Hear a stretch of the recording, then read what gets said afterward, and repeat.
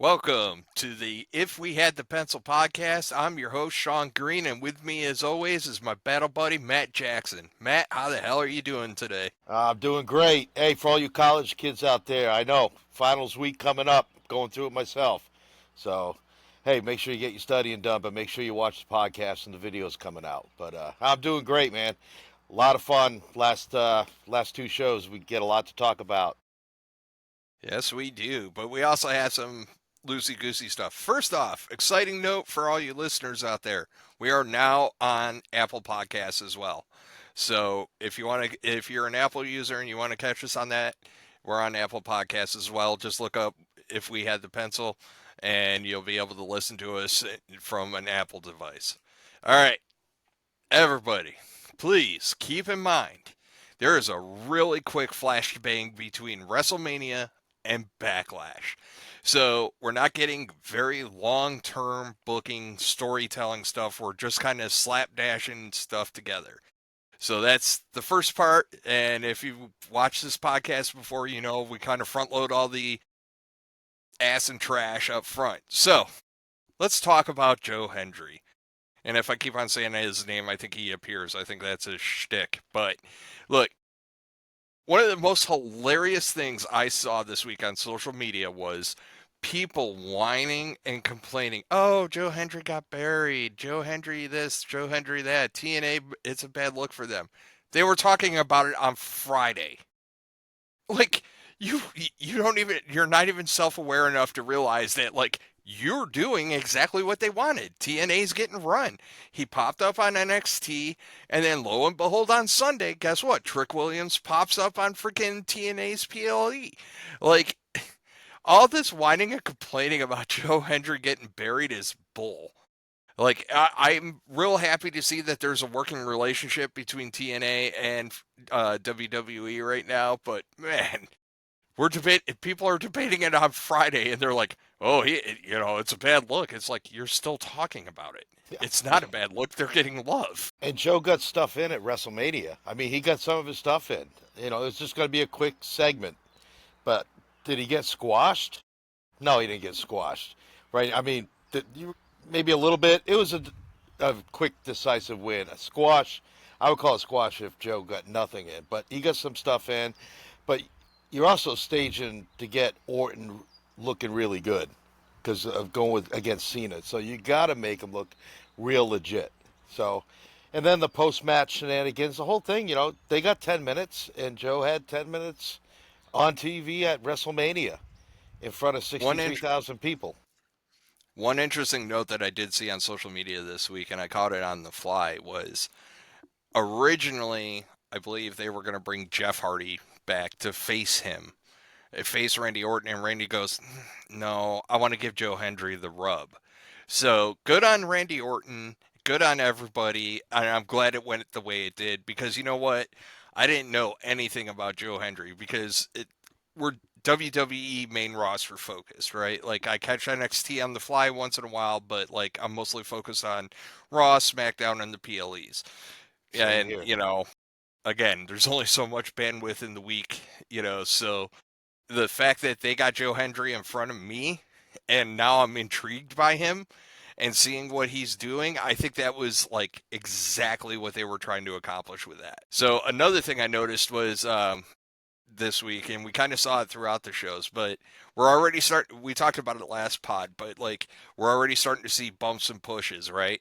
Like we're starting to see wrestlers, a lot of the young talent from NXT, Yep. we saw Roxanne Perez, um, we also got to see Selena Vega. She took the U.S. title. We'll talk about that a little later.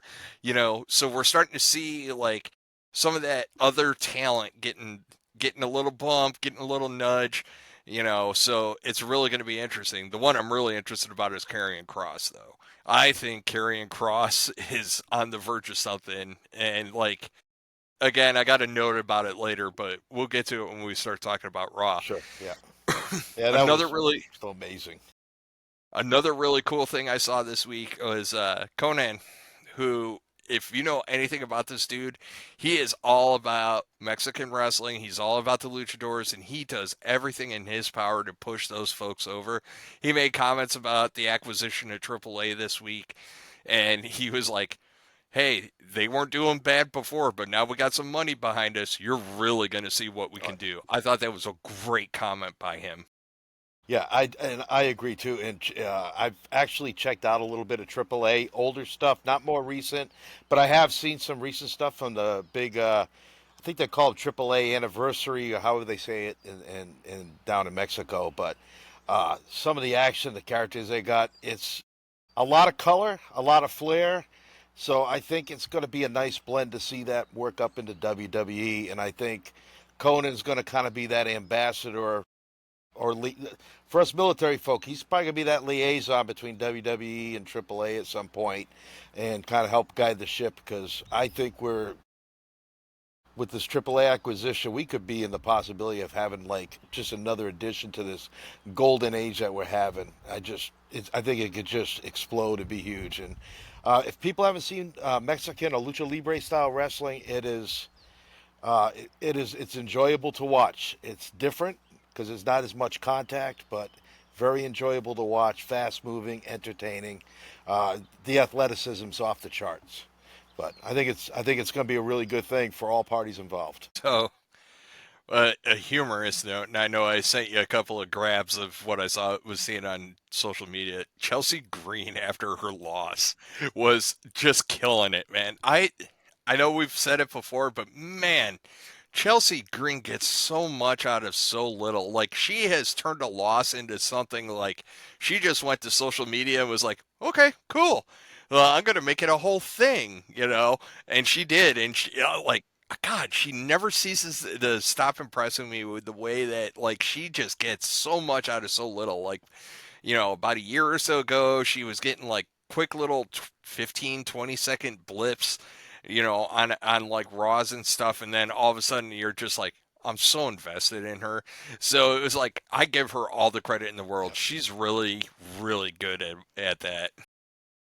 And she might actually do better stuff now without the title than she did before with the title, because it just adds another element to her character. So, for people who think, oh, everybody this one needs to be a champion, that one needs to be a champion. Sometimes you don't need the belt. I think the belt gave some credibility to Chelsea for those who didn't know how credible she really was from her past stints prior to WWE. But um, yeah, it's just uh, I think that it's just another element to her. I think her work's going to even improve more, and it's going to elevate her up into that next tier down the line. Talking about the women's world title, she'll be in that picture, and just she's hilarious. Her character is fantastic. She's invested in it. I mean, so now she doesn't want to be an ambassador to the U.S. anymore. I guess is what she was saying in one of her memes. I think yeah, one of them was like, I got impeached or something like Something, that. yeah, I was like, yeah. good on you, man. Like, good on you. No, Hey, so you know, you and I talk about this like off the pod like a lot, and especially in the Triple H era. And I think we mentioned this on one of our previous podcasts, but like the formulaic style in which WWE handles young talent. Like we were already talking tonight about like, who's getting bumps and pushes and everything else. You know what else is also really noticeable is the same thing happens every year. You're starting to see the call ups kind of poking around. Those folks that have been around like the whole year just kind of they're around. They're not really doing much, but they're around. They'll get a match here or there. Now you're starting to see more action with those folks, and now they're starting to showcase them more. It's a real good slow roll for WWE, and they're just doing it over and over. And like, I don't know if anybody else has picked up on it, but they definitely do that with their young talent. yes. And I would like to see them do it a little bit more with Ivy Nile. I was very impressed with her performance last night. I mean, she's still a little green, and it shows, but she's improving. And she had a good match last night. She really, really worked it. We'll get to that in a little bit. But I think it's people like her and some of the other ones. I think you're going to start seeing even more of Carmelo Hayes down the line. I would start pushing him now, getting him into that mid-level title picture, or get him a good feud. Uh, put him against something with like Ray Phoenix. Put those two together and let them Ooh. I'll take that. Yeah, I would love to see Carmelo Hayes and Ray Phoenix. That's just the I would just like to hear Tessitore and Wade Barrett just try to call what's going on in the ring. That'd be just as entertaining as what's in the ring. That's so true. And then one other note I had, and I just, well, we could talk about it a little later when we get to the end of SmackDown, but like that 30-minute commercial free main event, I, if anybody from WWE is listening, do that every show. Every show, Raw, SmackDown, don't care. Just give me 30 minutes, give me a banger of a match, give me like a true main event where like we don't get these 6,000 commercials. Like let's just cook, and boy did they cook. And I think there's something there that could be real beneficial to WWE for like kind of injecting that into their formula. You can get all your 6 million ads into the other 2 hours. I know it's easier on SmackDown now that SmackDown's like 3 and Raw is whatevs.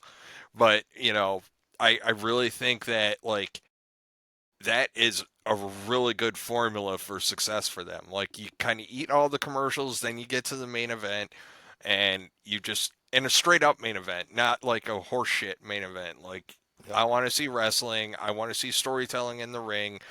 It can mean something. Put a title on the line. I don't care. I just want that really bad, and I think it's a good formula. Yeah, and I agree with that. You and I talked about this offline. At first, I'm like, boy, they should have put that on WrestleMania, and then Sean mentioned that well, it would take over the pay per view like TLC 2 did, and so it would kind of kick all the other talent for the great stuff they did kind of to the side because everybody just remember that one match, and then got thinking about some more, and I'm like, well, back in the day, it was really rare to have a huge match on TV, and now it's regular. We just have, they used to call them jobbers, enhancement talent. We really don't have that anymore. But to like just to have a big match like that on TV and the quality of wrestling they've been doing, but just to have a match like that on TV, it makes you want to just watch that. It gets you more into that. I need to watch this every week. It's that must see TV. So like, it's not just the casual fans that watch the PLEs or even the big four PLEs. They see something like that. I mean, that was an epic battle. It was. I mean, actually, at one point, like 10 minutes in the match, I'm like, oh, I guess they're going home, because like just some of the impact stuff they were doing. I'm like, they're not gonna go another 5 minutes. So I'm thinking they're gonna have a match and it'll be like another segment. Well, no, they took that thing. They realized, the injury, playing the injury factor, that slowed the match down. Let guys get their win back, kind of rest, and then build up towards the finale. But we got to do that every week, at least on one of the show, and not just for the folks watching at home, but the folks that pay these at incredibly exorbitant ticket prices to go see them. If I was at SmackDown last week, I'm going home saying I got my money's worth, and I ain't gonna cry about a dollar I spent, because that one match alone made the ticket price, and the rest of the show was solid too, and we'll get to that. Yeah. So speaking of that, let's get into it. All right. All right. So first up on SmackDown, John Cena comes out, and I had in my notes. You got to remember, there's a quick flash to bang. So like it was like WrestleMania is over. Oh look, Randy Orton just RKO'd John Cena, and it's just like that segment. They gave you the why hard, and it was really good storytelling. Like, why am I doing this? Why does Randy matter? Why does St. Louis matter? Why does all this matter? Why aren't you going for it now? They answered all of that. And I'll let you comment on that opening segment, and then I'm going to throw a theory to you about storytelling that I think is would be really cool. Well, the big thing is that Randy wanted to go that night, so Randy's ready to go. And like you said a minute ago, Cena's like pump the brakes, and the fact is he wants to embarrass Randy Orton in his hometown of St. Louis, Missouri. So that St. Louis crowd is going to be just rabid for Randy Orton that night. Like like the John Cena sucks will be reverberating probably to Kansas City, but but anyway, yeah, that's a great way to work an angle, because what do we talk about? Realism. You know, this just just by having this pay per view in St. Louis, you've just added another element to make this more of an attraction. So, I mean, if this was in Omaha, Nebraska, you can't play it's Randy's hometown. You know, it'd be a match. So this just kind of gives it that personal feel. Um, you know, Orton calling Cena out not having kids, and then Cena went on that like 3 minute diatribe about how he raises everybody's kids, and then yells at a 6 year old who gave him the finger, evidently. So, I think a lot of good stuff comes like off the cuff with those two. It doesn't sound scripted. It doesn't sound forced. They just kind of roll with it. Uh, Orton's part, like this is like we talk about a different Jey Uso now. This is a different Randy Orton. This is the old veteran. I mean, he's about the same age as Cena. He might be a couple years younger, but I mean, he's like the long tenured guy. He's like the Undertaker now. He's that long tenured guy that everybody looks to. So now when he cuts a promo, it's not your standard wrestling promo like I'm gonna get you this and that. I mean, he's talking, just stuff about, you know, you need to grow up, John. You look like a teenager. Like, when are you gonna have some kids? Like, and he's bringing his own personal experience, showing like how like yeah, I was that young dumb guy, but now hey, I'm 20 years older and 20 years much wiser, and you're still dressed up in jorts or whatever they call them, his denim jorts and his little pump up sneakers, looking like he's a ninth grader. So I want to see some more of that go off before Backlash, but I really liked it because Orton comes across like as just the guy that's like he's gonna punk Cena like the mind games, which Randy's really good at. The mind games are going to start, and I don't think he takes it at I I don't don't have him know. taking it Backlash. Cena's been good on the rings on the psychology too, but does with two masters of psychology, you can't expect anything less than greatness. That's why I think it's going to go more than this just one match. They're going to rematch down. I think one of the best lines that Cena dropped, and like, I'm glad he did it, right? Like, I'm taking the belt home with me, right? And everybody's like, fine, you take the belt, whatever. He really explained what that meant. I am Yep. taking this belt, and you all go back to zero. And I was like, that is brilliant. It is so effing brilliant. And then, like, I saw this on social media, so I won't take credit for it, but it got me thinking about it. I was like, it is kind of, and the announcers touched on it too. The interesting dichotomy of Cena's the heel, Randy's the face. Like, of all two people, they're totally flipped on their heads. Yes. But that leads me into my theory about one of my possible theories that I think would be the awesomest storyline for the John Cena storyline. I want to see, we haven't seen Cody Rhodes since WrestleMania. I want to see every person that Cena wrestles become a heel. Every effing one. And I want it so bad because here's why.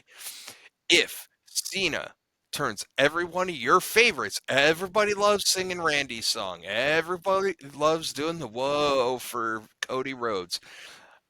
If he knocks like a couple more faces off, and we'll talk about it a little later too with the Sami Zayn stuff, and why I think that was kind of a miss.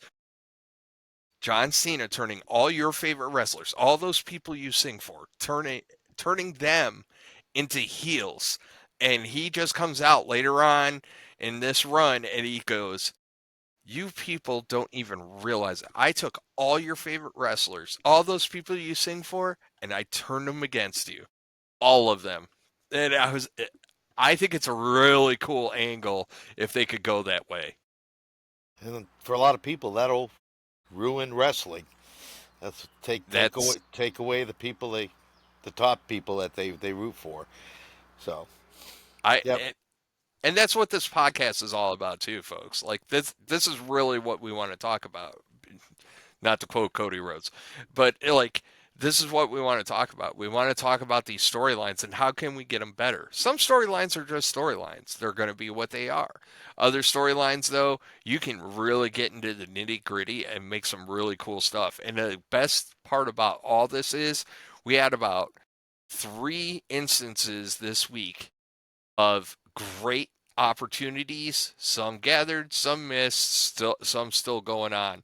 But like that's what we really want to talk about. So if you got some takes on this, by all means. But yeah, I think Cena turning every single person he faces into a heel would be so cool as like a just jabbing because the Cena feud is not with any other wrestler. It's with the fans. Fans. It's 100% what his feud is. This whole heel run is of him v the fans. And the fans still want to love him, but he's not giving everything. I'm 100% convinced the slowness of the pace of that WrestleMania match was 100% deliberate. Yes, it was Yeah. probably to protect Cena a little bit too, so the match could go longer. But I really think it was deliberate because he's just going to go slow, methodical. Oh, you want the exciting stuff? Nah, I'm not giving it to you. And what does a great heel do? A great heel doesn't give you what you want. So like all the Bully Ray, credit to Busted Open again. He touched on this, right? Like when they say one more time, you don't give them the one more time, Yeah. even as the heel. To be or no, sorry, I stand corrected. That was Bishop that said that. Like, do not give them that one extra time. And I was like, that's smart and that's great heel 101. And I hope they continue to do it. I'm real interested to see where it goes. I think we may be painting a more optimistic story on this, but like, I would love for every single person he faces until he loses to become a heel. And this is going to reel its ugly head back later in the pod. Yeah. It Okay, is. so let's move on. So a couple of these things are just going to be quick hits, little quick thingies. So, Legado de Fantasma versus Faxios. It was a great match. It was cool to watch.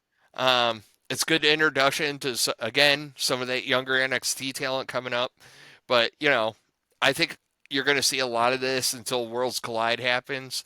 I think you're going to see a lot of the luchador guys like getting a lot of airtime, generating that excitement for that. Oh, That's their new toy.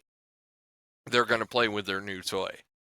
and you got 2.5 months, so if you want to set up that pay-per-view, you got time to set up some angles. So unfortunately, I think Chad Gable, L'Americano, Cappuccino do there. That might run until that pay-per-view. That might be where you see the end of El Grande Americano. But I hope it ends. We'll touch on it. That's some raw stuff. But That's just my thinking. It's gonna drag on for a while. I know, I know. I'm not a huge fan of it. Like I it's like it. cool. It's Chad Gable humor, and I get it. It's just like I don't want to see it for 2.5 more months. Like I would have been good with it. Make it end at Backlash. Like please rip the Band-Aid off. But he's leaning It's into it. Yeah, and He's leaning it's all into it. tongue in cheek. It's all tongue in cheek because everybody knows, like the secret's out. Everybody knows it's Chad Gable, but this is all just it's tongue in cheek, and What are it's you talking about? Chad Gable didn't go to WrestleMania. It's a travesty. see, That's from Chad Gable, not yeah, me. That that's was true. Chad Gable saying it. That's right. So Quote the man. after that, we had Tiffany Stratton and Jade Cargill, and like it was actually a good little match. Nothing exciting. We got what we expected. The return of Nia Jax. Not excited. No, I ain't Not. feeling that. It was like, oh, Nia's back. Okay, Yeah. cool. Yeah. Especially Like, when they're I bringing get up it. all these NXT people and Becky Lynch is back, and it's like that's what it seemed like. They brought like Nia back just so SmackDown got somebody new because Raw's got Becky. Well, yeah, no, it Well, you doesn't knew didn't she work. was gonna come back. It's Yeah, just it doesn't move my excitement meter. no, She's better this run. I'll give her props, but she's just one of those wrestlers, especially when you can, when you compare her to like the young lady from NXT, Vargur. I'm oh probably yeah, butchering her Stephanie name. Stephanie Vakir. Fakir. Yeah, like she's impressive. Oh, She's impressive. We already know Roxanne Perez is a star, so it's like, oh, okay, cool. A little more brute force. She to me is what Braun Strowman is to you. yes, Like just like kind of a plotty wrestler, big wrestler, and it's just not very exciting for me. It's just not my thing. You know, there's only one Andre, and there will only ever be one Andre. And like, yes, big wrestlers can have a thing. Kane, I mean, Undertaker was no tiny dude either, but like, it just, I don't know. They're just, it doesn't excite me. It is what it is. So I'm And not going to then belabor the point. it didn't excite me when they brought her in, but then like they didn't do enough. Like she only did like what her splash, which was really weak. I mean, what she should have given her more of a beating. I would have had if I'm bringing Nia Jax back, and you want to make her look legitimate against Tiffany Stratton, like you got to beat her up. Where either the trainers have to help her back, or you got to put her on a stretcher, a rolling stretcher, something like that. That's if you're gonna make an impact, why don't you just go a little extra and do it?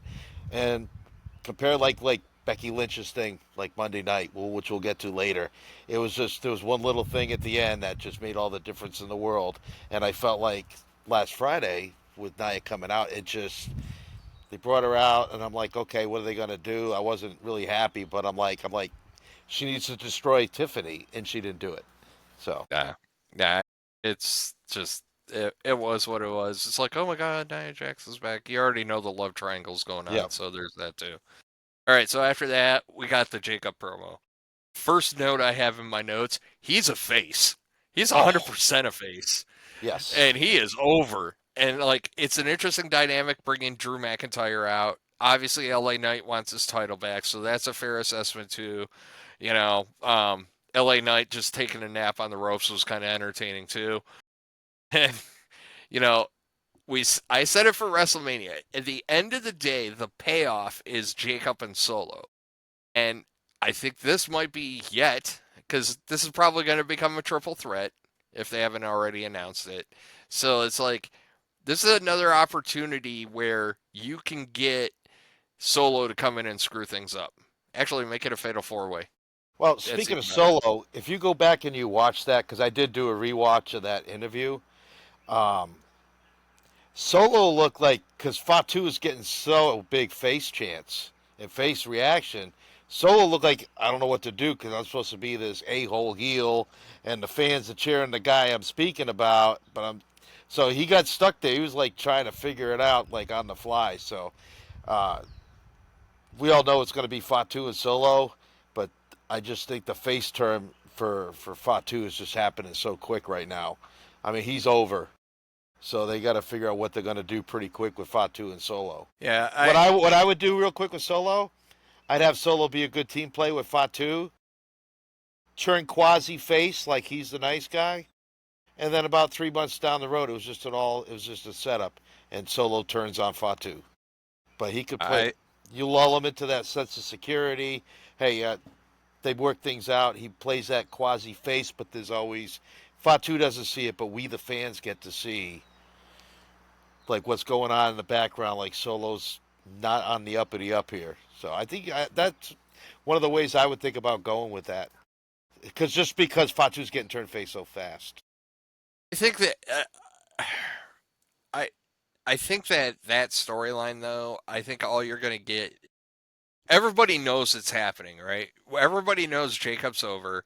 Everybody knows Solo's like his bag man now, even though he tries to present himself as if he isn't. Like, oh, I did all this for him, and you already kind of saw the chinks in the armor a little bit, and it's just like if I'm WWE, and depending on where they got it penciled in for them to have their, start their feud, I would just tease it every week. Like, oh, is this when Solo turns on him? Is Yeah. this where it goes sideways? And then don't give it to him. Just drag it out. Like, just keep on doing the teaser. Oh, here it comes. So, all right. So, speaking of Chelsea Green, Zelina Vega and Chelsea Green had a match. Zelina Vega wins said match. And I already talked about the social media presence of Chelsea Green. She made the most of it. The only big thing I want to take out of this is I'm real interested to see where they go with this because I think they have something good with Fire and Piper Niven. And I also think they got a good thing with Chelsea Green. So maybe you take the focus off of Chelsea Green for a while. She kind of hits a reset and just bitter and her typical Karen self, and you focus on getting Piper Niven and Eva Fire over. I think that's what I would do right now. You take Chelsea Green away, so would you give her a rematch, or would you kind of let that sit for a while? You're going to let it simmer because, again, this is going back to the AAA conversation, too. I think this is all leading to. I think Vega has the title to establish herself a little bit going into that Worlds Collide event. So because I anticipate leading into that, what you're going to start having is crossover stuff. They're going to be like, oh, such and such was down there in Mexico and blah, blah, blah, blah, blah. Like, I really think as you get closer to that event, you're going to see a lot more of it. So I think, look, I, I want to be clear. Vega deserves it. She does a lot of great work, and it was a miss after the PLE in Puerto Rico to pass on her Yeah, not getting the title. that's That right. was a swing and a miss. Big You're time. like they could have got tons of mileage out of that, and she's very deserving. And honestly, like mid card title is perfect for her. It honestly is. I think that's the perfect spot for her, and I look forward to seeing Zelina Vega like defend that thing. But I think it's on her until Worlds collide, and then we'll see where it goes from there. So I think Chelsea Green needs to do other stuff. You know, I don't know. What's Charlotte Flair doing? Because here's an intriguing idea. Maybe you have Chelsea Green work a program with Charlotte Flair. The issue is, I know you have two heels, but there are people that like Chelsea Green. This could be like just a test run to see how she might work as a face, see how the crowd reacts to her. But again, I'm not a big fan of like heel turns every other week or face turns every other week. No, So I think it'd be Flair's just got to. intriguing. We talked about it with the WrestleMania stuff. Flair's just got to hit the reset switch. She's just got to take a deep breath, get her head on straight, and then move forward. So I think Flair will be fine. It's just she's got to kind of reset, and they'll find a good place for her.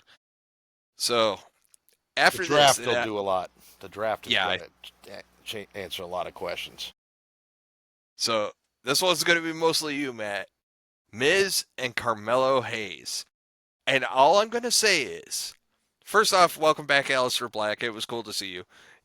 Didn't do much, but whatevs. But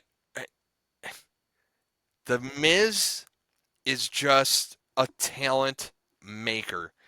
I love the Miz, and anybody that they pair with that guy, just he turns them, he gets them pulled out of the. It's like saving somebody from quicksand, man. He grabs them, he pulls them out of the quicksand, and makes them relevant. It's so impressive with him. Well, I did a little bit of research on The Miz. So just basically look at some of the credentials he's had in WWE. He was the tough enough runner up. That was back when they had all those guys coming in trying to get a spot. The winner got $1 million in a WWE contract. He was the runner up to Daniel Pooter by a judge's decision, but WWE was so impressed they offered him a contract anyway. He's gone on to become the 2010 Money in the Bank winner, a 9-time tag team champion, 2-time U.S. champion, 8-time Intercontinental champion. So he's right behind Jericho. I think Jericho's got 11 though, and then a 2-time WWE champ. So he's I think the 14th Grand Slam champion in the WWE's. If you want to go back to 63, so you're talking what, 62 years, 14 of them. Miz has won. Some of the guys Miz has worked with or put over. He had a tag team run with John Morrison twice. Put over the Great Khali in 7 seconds, and that was probably the right decision to go only 7 seconds. CM Punk back in 2007. So, I mean, he's been instrumental with these big guys. R-Truth twice as a tag team. They might have had more runs than that. They always come back to each other. John Cena multiple times. Kofi Kingston, Christian. People remember the Miz Taraj? I vaguely remember it. Sean hardly remembers it. Daniel Bryan, Shane McMahon, Edge. The great bit he did with Dexter Loomis about 2.5, 3 years ago. And now with Carmelo Hayes, and I know I'm leaving people off the list.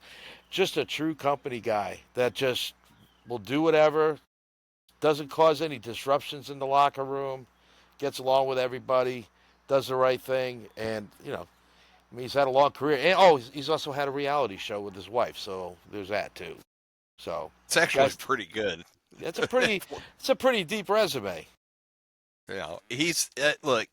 He doesn't get his flowers enough for what he does, and I really say that because like like I said, he just makes talent. He takes it. Everybody was crying and screaming about like Carmelo Hayes, like the guy's too talented. He should be Randy's opponent, and this, that, and the other. But the beauty of the Miz is, and it's always the same thing. Like they pair him with somebody, and you're just like, ugh, I can't do this. And then next thing you know, you're like, okay, you got me. I'm sucked in now. And I don't know how he does it, but Miz is just a kingmaker. I don't want to call it a kingmaker. He's a talent maker. Yeah. No, But he makes a lot of good talent. he definitely adds to any program. Definitely does. He's not a uh, again. I'll use a military term. He's a force multiplier. Yes. Yeah, Just for because sure. he always adds something. He doesn't really take away. He's never been a spotlight stealer. So definitely great asset is the Miz. So shout out to the Miz, future Hall of Famer as well. Oh, I have no doubts. When he's done, Yeah. he's going in. All Oh, right. by the way, he's So gonna be 45 this year. So he's getting on the tail end of his career. I But he's hate just that gotta. guy. He's younger than me. And I don't think it's Botox either. I just think he's like got a baby face. Just one of those guys that doesn't age. I I hate hate people that. like that. God. All right. So we had a thing with LA Knight and Drew, but I think we kind of already talked about that. So let's get into the fun one. The triple threat for the tag team championships between Motor City Machine Guns, DIY, and the Street Profits. Holy, okay. I have to go through this because these are my notes, and I think they're pretty apropos.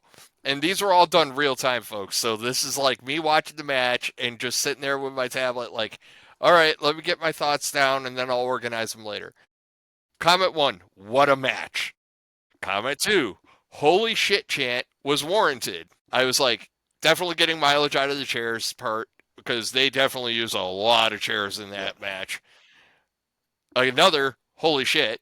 I think that was for the Gargano, like, onto the center, onto the backs of the chairs thing, which Oh I yeah. winced. Yes, that was nasty.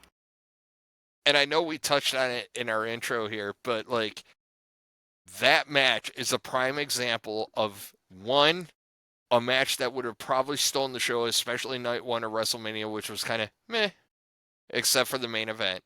And it probably would have detracted from that main event. That's how good it Yeah. was. Yeah. I think two, Um, Busted Open talked about this too, so I want to make sure I give him credit. But there's always and I'm not in the business, so I can only go off of what like Mark Henry and Bully Ray say. But there's always a possibility of WrestleMania that your time's going to get cut. That match was perfect length. Yes. And then three, like I said, it was so good and refreshing to see that on a SmackDown or a Raw, and it was commercial free, and we got the full impact of it, and they got their own personal showcase. Was it WrestleMania? No, but they got their own showcase, and people are going to be talking about that match for quite a freaking while, because about halfway through is when they started getting me, because I was like, oh, maybe, maybe not, maybe not. Oh, maybe it's them. And there was a lot of fake finishes in there Yeah. that was really doing a thing. We talked before we went live, and I told Sean. I said it was about. Well, I'm on Central Time, so it was about quarter to 10. There's still 15 minutes late in the show, late left in the show. I thought they were going home because just some of the brutality of the spots and craziness. Times past, that's usually when they're wrapping up these things. And then what it is they ended up slowing it down. Everybody's hurt, injured, needs to recuperate, slows the pace of the match down, lets these guys get sucked back in some wind, and then they kind of pick it up. And then I mean they went home, and I think the match ended what like 2 minutes before the end of the hour. So you get the celebration. It was, and the thing was like everything looked good, but everything also looked safe for the most part. I don't know how you make Gargano's spine on the seat backs safe, but they did some crazy stuff. But Uh, spear off the belts, the spear Dawkins yeah, spear of Champa like off the belts into a table. It was just like holy cow, and like it was just. I think what I liked about it, it had good flow. It wasn't just a spot fest. There was good stuff, sensible stuff. There was yes. cool little things in there, right? So like, and forgive me because I don't remember who's who with the Motor City Machine Guns, but like one of them was climbing the ladder while the other one guarded. And I was like, oh my God, that is one of those little things. And I'm like, that's so smart, so well done.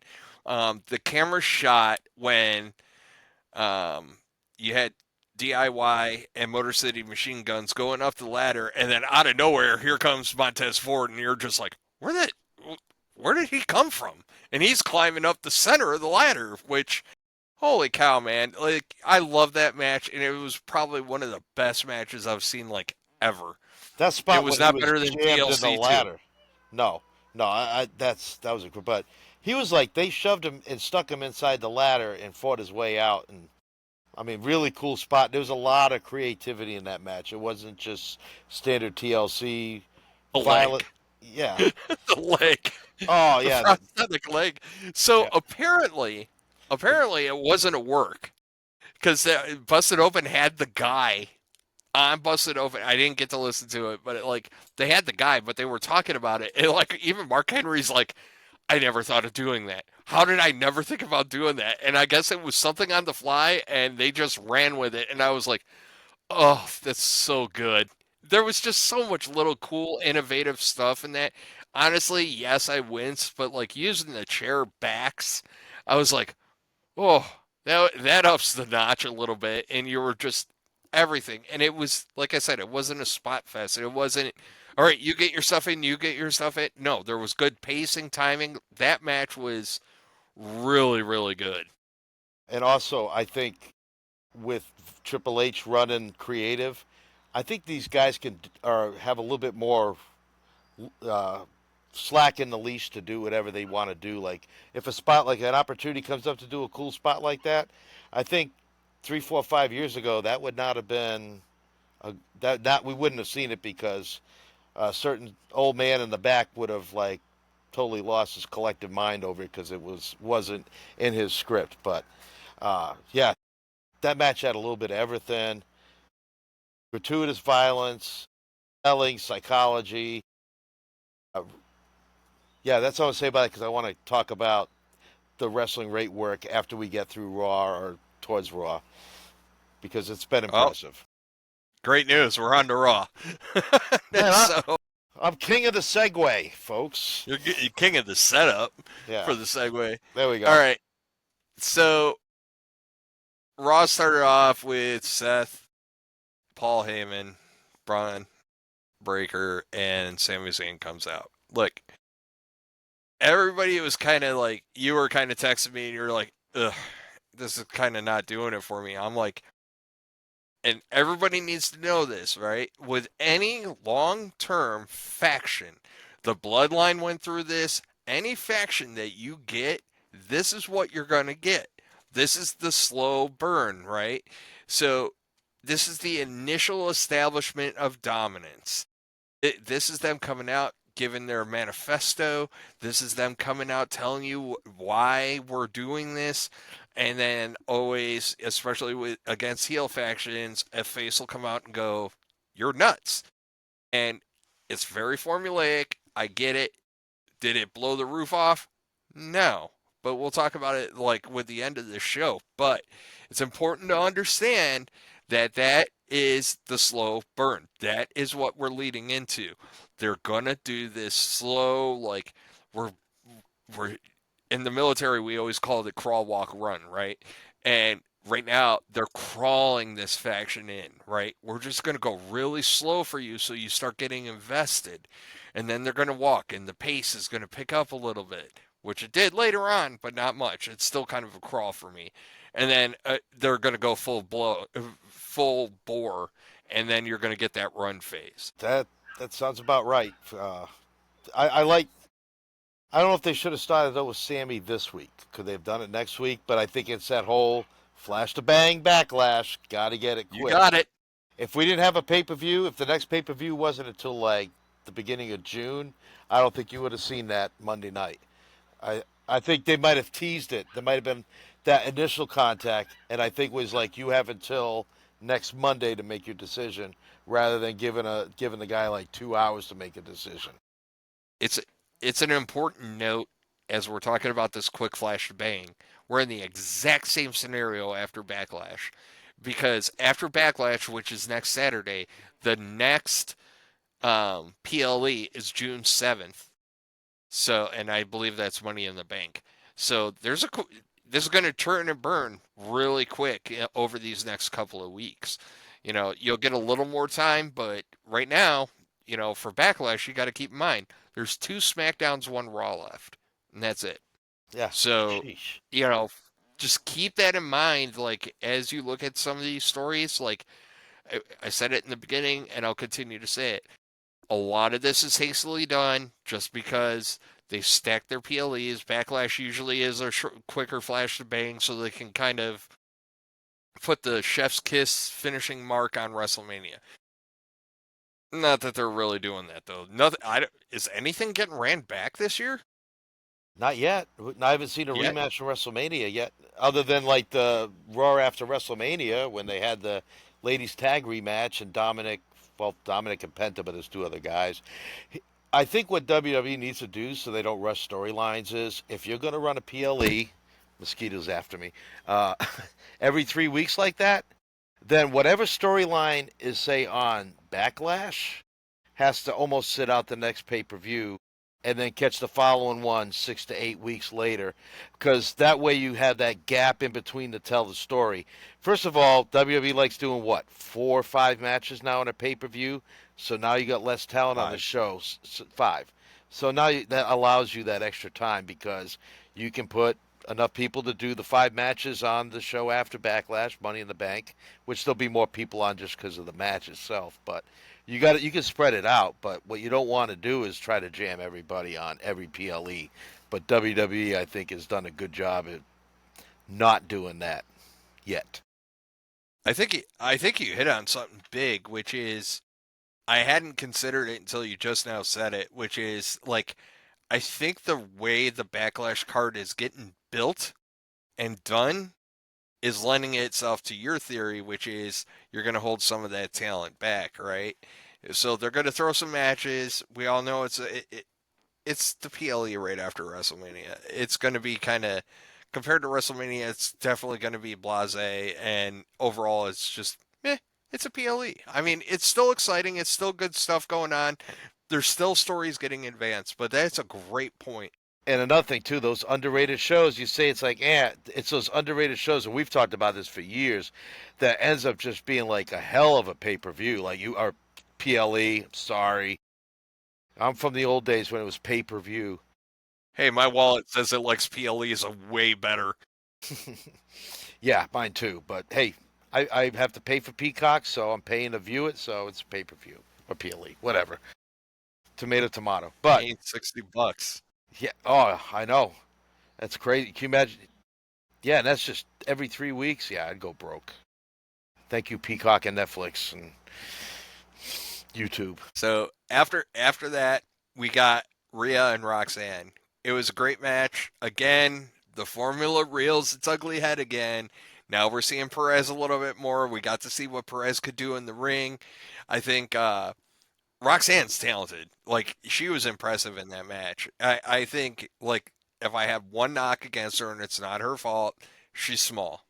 And like I think that limits her opponents and it will continue to we sometimes see the little one against the big one kind of deal, but like Rhea looked huge in yeah. comparison. So I think but again, we got to see what Roxanne Perez is all about. Again, she's been around all year, but she's done stuff and this also attributes to like talent level, right? Like you're going to get talent that's a little bit above or below each other. So some people are going to get more run than others, but it's obvious that Perez is ready to be on the main roster. I think a lot of those ladies are. The women's division is phenomenal. Yeah, Like NXT's rolling deep. Yeah, it is. And I made notes of that too. And I think I texted you. I'm just like this women's roster is super deep. I like what they do with Roxanne. They're kind of giving her an identity now with the color and her hair. And I think now we know. I think she's going to be pushed as a heel because if there was any doubt before, she was playing full heel last night. But I love the psychology in that match. From the playing, the rolling in, she took a couple powders even before they made contact. Then she threw a jacket at Rhea. Rhea caught it, distracted her, and then here's the sight thing. The David and Goliath. What'd she do? Went right for the knee. Worked the knee. Smart psychology. Like if I'm gonna wrestle somebody that's 6'8" and I'm 5'7", am I gonna try to reach up and put him in a hammer lock or a headlock or try to suplex him? Like no, I'm gonna make him my size. So I'm gonna take his wheels out. So great psychology throughout. Rhea Ripley, I think, did some great wrestling Monday night. She really, like, I saw some things she definitely added to her move set. She's added some variety. She showed that she could be that mat wrestler and then do all the really physical stuff. I think there was a lot of good give and take in that match, and I like the direction that they're going with Roxanne. And I kind of like Rhea's going to have trouble. She's going to get her belt back eventually, but it's going to be a struggle. And that showed last night. It was a solid match. And now you brought in, what's her name? Julia, the girl with the purple braids, I think her name is. Yep. Setting all that up. So more new talent. Well, you also had EO come out, and one Yes. thing I did notice, and it was with WrestleMania, it's with her run out. EO's kind of finding her flow, and I'm really happy about it because like you kind of had this with Asuka too, right? Like the language barrier does become a thing because it's a challenge for promos, especially with your champions. But like EO is doing a phenomenal job, phenomenal I at what think she her is doing right language now. barrier endears her to the fans now. Yes. Yes, it does. Because she's putting in the effort and then her little stuff, facial expressions, the way she's doing stuff, her move sets are nice and crisp right now. Like Io's doing great work and she's really establishing herself and it's definitely more believable and pleasing this second run of hers compared to her first. And I love how they walked her into it like, oh, you're just the other one, blah, blah, blah. And now we've gotten to see, like, oh, no, I'm going to show all y'all mofos who I am. Yeah, she's top And tier. credit to Io. Yeah, she's definitely top tier. She's amazing, too. Like I said, that women's division is crazy good. And, like, I, there's hardly any weak links, if any, I like on the roster. None. One thing I like about Rio too, and I crack up every time she does it, and when she gets in the ring and she does that thing with her arms, when she points to her ears and stuff, and makes that silly face. I just find it cute. I'm a grandfather. I can say that. Like, it's just something like it's something part of her identity. Like only she does it, and it's just a little thing, but it's like when you see it, it makes you smile or laugh because it's part of her character, but it's just something she does. I can't describe it. Just that when I see her do it, I'm like, I always laugh or at least smile at it. It's entertaining. It's just like her little cute thing she does. She's endearing. We can She's say endearing cute. to everybody. Cute, endearing, but she's endearing to everybody because she sucks you in with that. So it was, yeah, for sure. All right. So next, we have a Judgment Day segment. So I had this in my notes just because I think it's important to, as we start talking storylines here, it's obvious which way they're going. I think they're going to tease it a lot. This goes back to like kind of teasing stuff out. This one they're going to slow burn. So it's obvious that Finn is eventually going to be odd man out, especially now that JD McDonough is back. The forehead has returned. And like Did it get bigger? you, I don't know, but he's in phenomenal shape. Yeah. And his in-ring work like this week was really good. So like props to JD McDonough, but like it's obvious the way that this whole storyline's going. I think that, you know, it's going to be interesting to see how it plays out. And I haven't quite put my finger on how they're going to do it yet, especially now that JD is back, because having JD back changes the dynamic a little bit. One funny thing you and I were talking about via text was like, let's just put Carlito in a suit and make him a manager. he won't say or do anything. He'll just eat an apple and he'll just sit there and be a manager. Yeah, But, wearing a and very he can still, gaudy suit that doesn't match or something, just something funny. That's him. yeah, that would be really cool for him. Um, it did its thing, but I did have a so as we said when we started talking about the format of this podcast, we said we take every bit of information we get, real world, kayfabe, this, that, and the other, and try to put the pieces of the puzzle together. I'm gonna put out a spoiler alert right now. So if you haven't watched the promo for like WWE's like behind the scene into the writers room kind of thing, you're gonna want to plug your ears. So they caught a shot of a dry erase board in the promo in the commercial for it, and like they did their best to blur it out, but as we know, every internet sleuth on the planet can't let it go, so they start, working through the blur. It's like enhance. It's like Super Troopers, right? Enhance, enhance. Trying to figure out what did they have planned. Well, the one thing they had planned that actually applies here, and it's important to note, is they originally had Judgment Day against the Wyatt Six. Now, Wyatt Six lost their momentum because Bo Dallas got hurt. We haven't seen Alexa Bliss since Royal Rumble, and all the rumors are saying that Alexa Bliss is going to the Wyatts, which is smart. I think, not to speak for him, but I think that's something her and Bray would have wanted. Like, they would have wanted that, with what, because the Wyatt Six kind of came out. This is where it matters, right? And this is where it ties into the Finn thing. The Wyatt Six's introduction always felt like the people they were after were the people that betrayed other people. That was kind of their whole thing. Like their opponents weren't, they didn't select their opponents selected themselves, kind of deal. And that's where this matters, right? So a great reintroduction would be you ostracize and boot Finn, you turn on Finn, you just kick him out, give him the Edge treatment like they kicked Edge out. They're already a bunch of traitors. They turned on Rhea. They turned on Damian Priest. They turned on Edge. They turned on, and now they'll turn on Finn. And the great part about it is if it stays in line with the original motivations of the Wyatt Six. And now that you've added the female component to it, now you can get a payoff match between Liv Morgan and Alexa Bliss. And that, I think that you can go a really long way. And now with Alexa Bliss in the mix with the Wyatt Six, and again, this is all theory right now because we haven't seen it, but if she is indeed aligned with them, the flexibility of that group is amazing because they are going to be able to take on tag teams, female and male. They'll be mid carders, everything. They can just sit there and they just slowly and methodically go through all the people that turn on people. Why were they after the Miz? He turned on R-Truth. It all makes sense. So like Judgment Day is a great faction v faction story to get the Wyatt Six back into it, and it makes perfect sense with the modus operandi, if you will, of the Wyatt Six.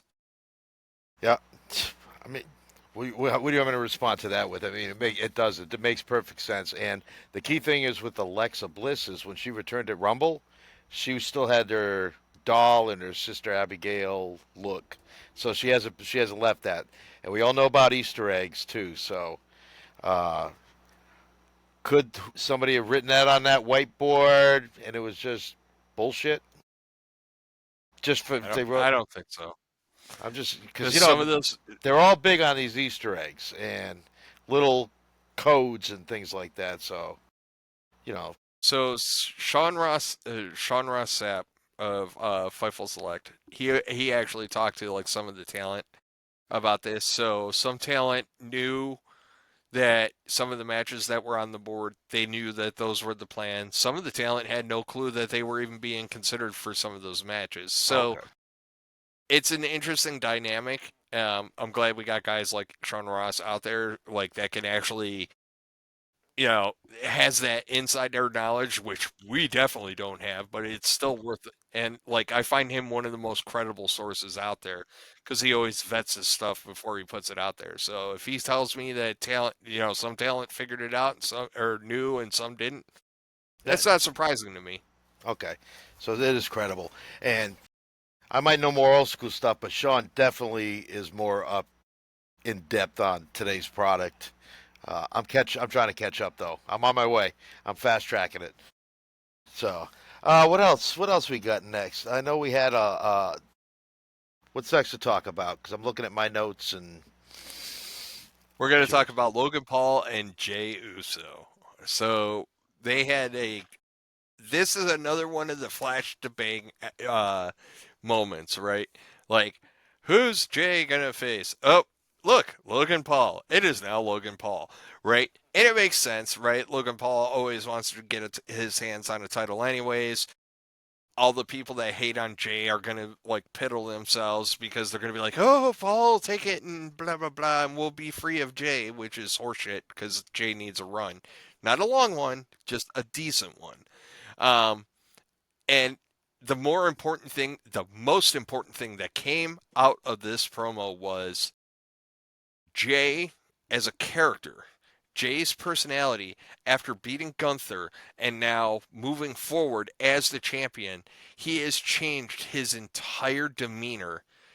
Not fully, he's still in there, but he's this very self aware now and more aggressive. yes, yep. He knows when to have fun, but he also knows when not to have fun. So we'll see. I like the new Jay. I like the new Jay. I like the edge on Jay. Uh, the backstage segment where Logan Paul sucker punched Jay. I was sitting in a chair, like I jumped, like wasn't expecting it. Plus the Got him. sound effect of the punch, yeah, and it looked good. It was a good spot. So it was that's little things like that. Little things like we talked about little things in the main event of SmackDown. That was just another little thing that just added to it. So I'm looking forward to the program. But I would Jay needs to retain. He needs to either beat Logan or it goes to an indecisive thing or whatever. But Logan's not ready for the world title yet. That'll come, but now's not the time. Too soon. No, no, because I think he's got to establish himself a little more as a regular to really get, Right. especially that one, right? We've talked about it, right? There's the Cinema Championship, which is the one on SmackDown, and then there's the Working World Championship, which is the one on Raw. So, and he would be going for the working one, so Paul would have to be there on the regular and really showing up and really working and making appearances. Not necessarily wrestling every night, but you got to at least be there and showing up. So that's what's important right now.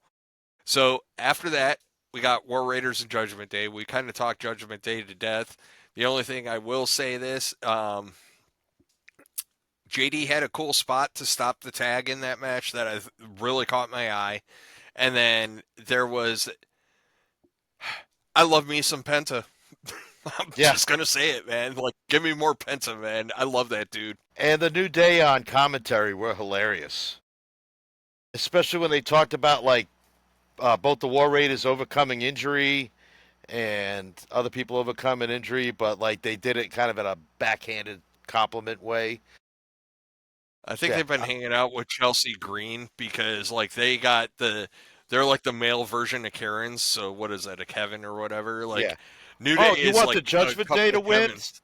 so they could defend their title like every 70 days? Like, Facts. yep, That was facts. yeah, it You was. know.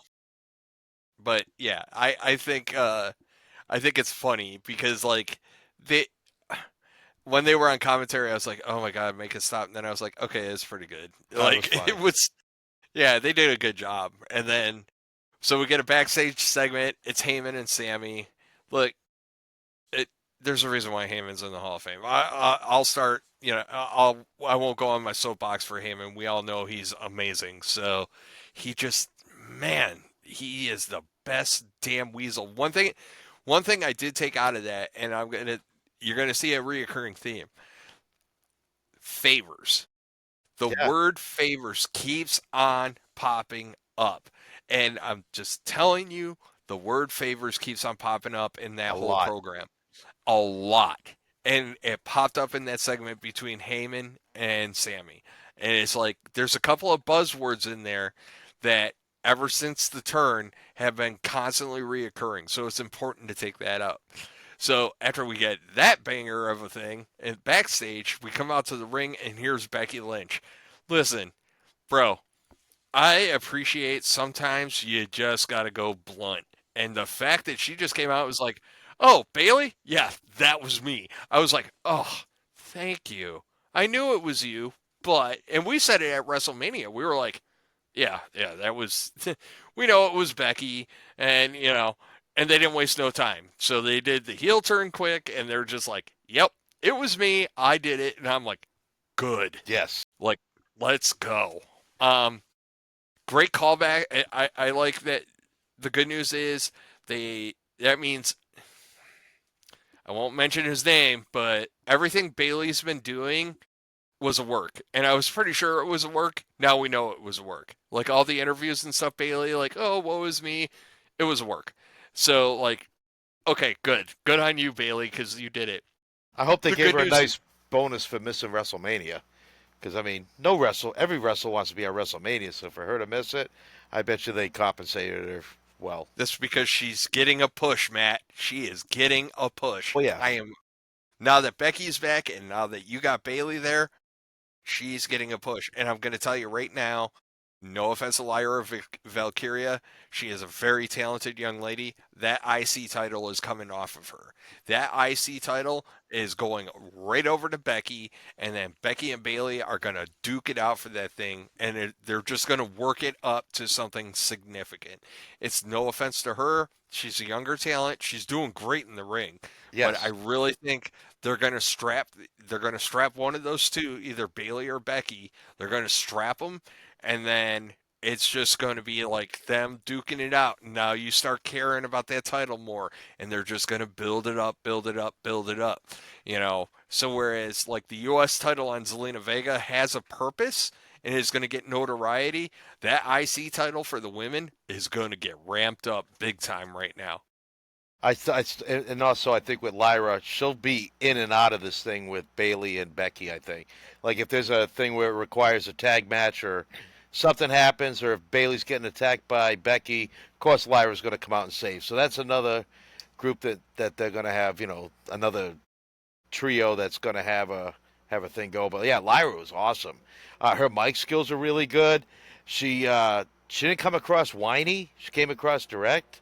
Like I think she got over like the Becky Lynch is my hero, and she's a jerk. She just kind of like I'm gonna be better than you. And I'm gonna be a better wrestler than you. Like she just told her straight up. And I've been seeing that with a lot of in promos. We're getting away from the wrestling nonsense interviews, and we're just getting more direct. Even like conversational promos going back and forth, stuff like if you like you would normally say, and people buy into that stuff. People are so tired. I mean, thank God we're not in the days of snakes and bulldogs and guys carrying trash cans and dumpsters and repo man. Like we can actually like. There's a lot more meat on the bone when you're talking about real life, real personal issues. Like again, going back to Paul and Sammy real quick when they had that little talk and they talked about bloodline stuff. I thought the first when they kicked off Raw that segment, it fell a little flat. That little segment kind of got me into it. Like, okay, I kind of know where they're going. They're kind of building it up, Yep. and so that And, that kind of that kind of bumped it, took that flatness away, and it's like, okay, like they're going to keep revisiting it, which is really good. WWE keeps doing that. It's not just something that began at the end. They went back to it, like in the middle of the show. Like so, what three segments at least. So that's yep. important. That's good. They didn't just use two segments to do it. They gave it more space, got you interested in it. So credit to Becky Lynch too, because I was not a big fan of Big Time Bex. The character didn't do it for me, but that promo she was cutting in the ring is probably her best heel promo I have seen like ever. That was a great heel promo. She about yelled herself hoarse. And then Yeah. the beating she gave Lyra. So The only drawback to the whole Becky Lynch story, and I get it, it would have been kind of niche anyways, but I really wanted her, and it could still happen, but we kind of missed the boat, right? Like it would have been great for her to come out, start her diatribe, and then next thing you know, here you all of a sudden like no cameras on him, just ladies and gentlemen, my name is Paul Heyman, and like have him come out and suck her right into the group. And she's like, "Oh yeah, by the way," and that would have been awesome. Not to say what they're doing is wrong. I get it. They're going to do it, Um, but they're going to let the Sammy thing and some other. She'll be part of that group at some point when the I time think is so. right. It might actually happen for the title. That might be when you get that moment where like all of a sudden Becky Lynch comes out and it's like, oh, who's behind her? Oh, look, it's Paul Heyman.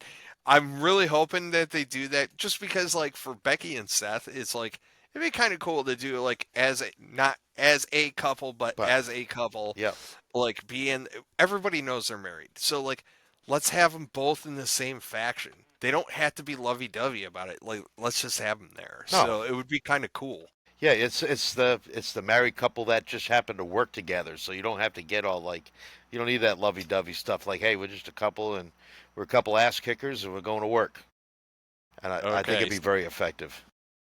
So we The last have, punch that Becky threw, that's another thing. Right before she oh, left, and she got her with one last one on the ramp. she ran into the crowd, Yeah, ran off, and then caught her on the ramp. That was well done. And I yes. love that was like perfect heel 101 also. And I almost missed that because when she ran the crowd, I'm like, that was it. And I like went up to go get something to drink, and I just happened to look, and as she came up, I saw the shot, and I was like, well done. That's you always it's make it. There's a reason for it. It's like, hey, we're not done until the commercial break, and so you better get whatever you've done during the commercial break because when we come back from the commercial break, stuff might be happening. So I'm liking how they're doing this. Just little things, little details make a big difference. We're gonna blast through a couple real quick. Yep. Yeah, so we can So wrap it up.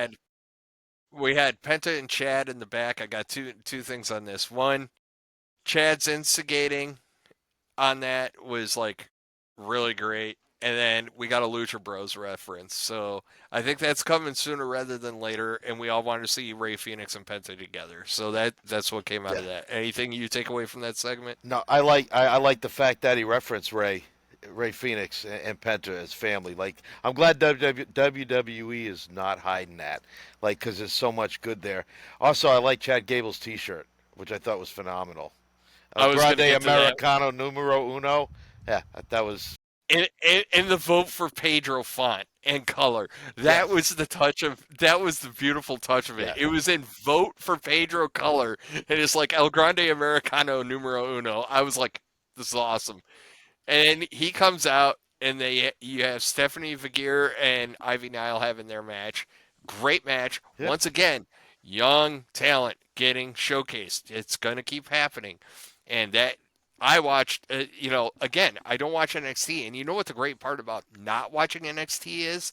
When they actually come up to the main roster, you get to see them and you see them for the first time. You're like, holy crap, how amazing are they? And a lot of the young talent coming up. Like I got last year, I cheated a little bit and I watched the PLE that was going on during WrestleMania for NXT, and I got to see Carmelo Hayes, and I was like, this dude's phenomenal.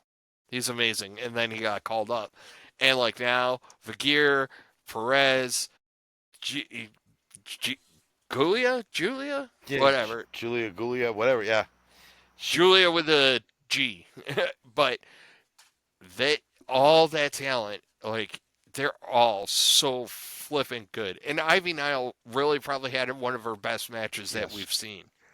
And she's really talented, and I look forward to her like eventually getting out of the shadow of American Made. I think it's serving a purpose right now. I think it's credible with her being with Chad Gable, but I think that we're coming on the time where she needs to kind of break out on her own, especially while this younger talent. I think it's time for her to start chasing uh, mid card belts. I tag think she's team. ready.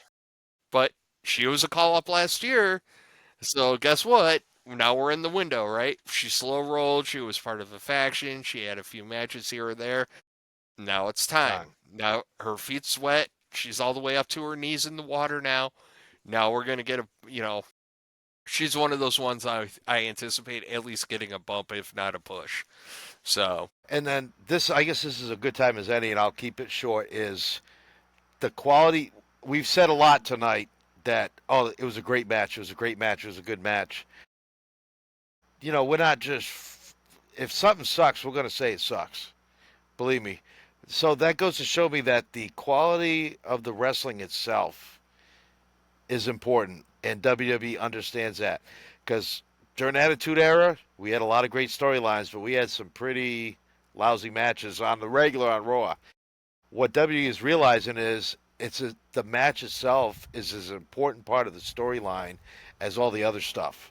So that's why we're seeing now better ring psychology, better matches on TV, guys and gals working together, having these great matches.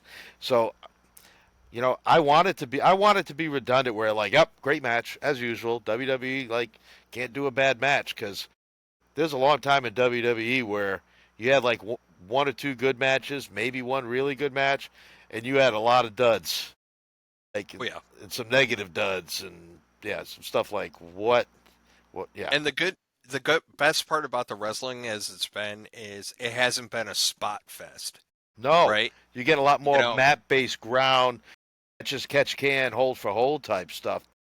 They kind of go a little old school at times, and I think that's a good thing.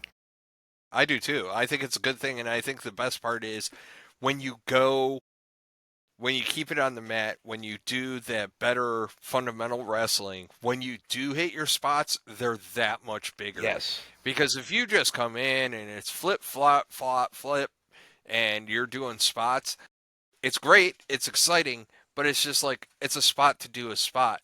Whereas now you're getting the in-ring stuff, and then once you get there, then this goes to your point about ring psychology, right? Like now it makes sense. Now it makes sense to hit the big move, yeah, and I mean the only thing I'll crap on a little bit right now is like finishers don't matter anymore. Like everybody kicks out of everybody's finisher. It's just like you know it it's it it's a happens too regular. It does. It does. And the thing is, too, I think what real people got to realize is, like, especially when you come in and you're just throwing all your stuff out in the first 2 minutes, like the crowd follows along with it, but they kind of lose focus. If you start that slow build, it gets that anticipation of the crowd. Then you do a move and the crowd, gets up a little bit, and you're working that crowd up, and then you kind of work them right to almost to the top, but right before the top, you change something in the match, you bring it back down again. So I saw a lot of that in the Rhea Ripley match with Perez there. We saw it like they built up, they slowed it down.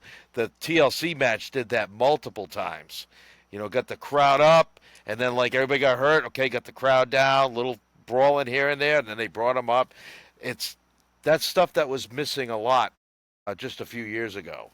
You get a taste of it once in a while, but you're starting to see where it's much more common and it's believable and it gets you invested in the story. And as the match has to get you invested in the story. You can have a great story, but if the in-ring work is crap, like it's not going to really hold my attention.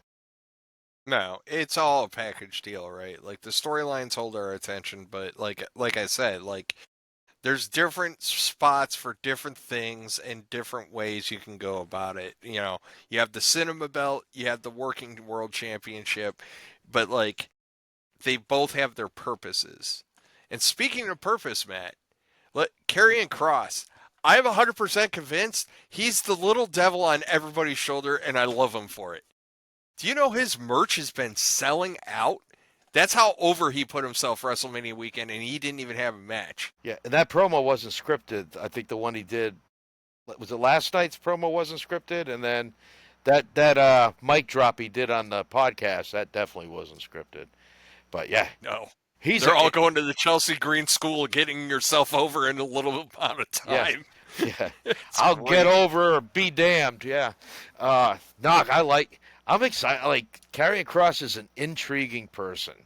Like I think he's a really smart guy. Like for real. Like I think he knows, like, I think he knows how to read people. He's just a smart guy. He comes across it just in the way he is, his face mannerisms and all that. So I definitely, that guy needs to get a push.